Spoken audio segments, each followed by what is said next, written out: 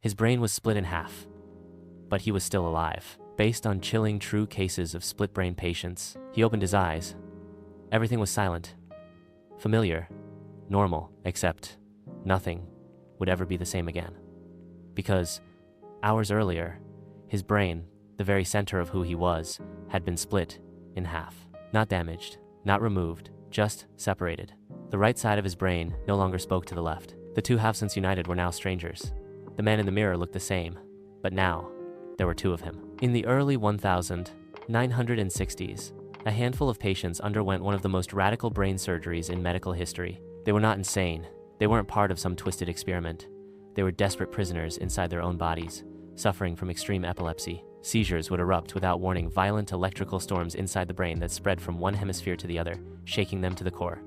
Some couldn't work, speak, or even walk. It was a gamble. There were no promises, but for many, it worked. The seizures stopped, and that's where the mystery began. The human brain is made up of two halves, the left hemisphere and the right.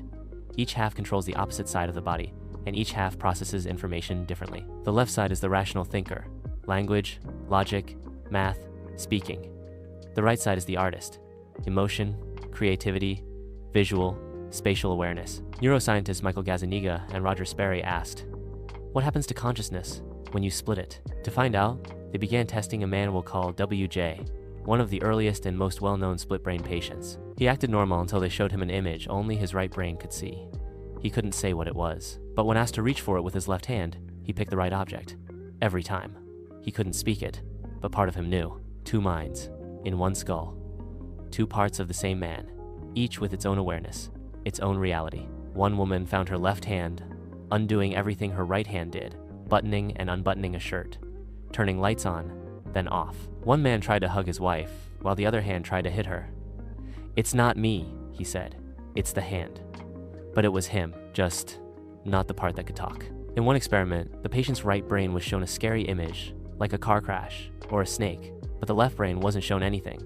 When asked, he said, I feel nervous, but I don't know why, because half his brain saw danger, and the half that talks had no idea. Even more unsettling when the right brain was given commands or shown something secretly, the left brain would make up false explanations. In one test, the right hemisphere was shown the word laugh. The patient chuckled. When asked why, he replied, oh, you guys are just so funny. That was a lie, but not one he knew he was telling. The speaking side of the brain was inventing stories to explain behavior it didn't control. That means your brain lies to you every day. Split brain patients shattered what we thought we knew. You are not one mind. You're a system, a network, a committee. And when the bridge breaks, so does the illusion of one self. They lived normal lives, but inside, two minds whispered in the dark, and we realized the mind is not a single flame. It's a sky full of stars, and when you split it in two, both sides still shine.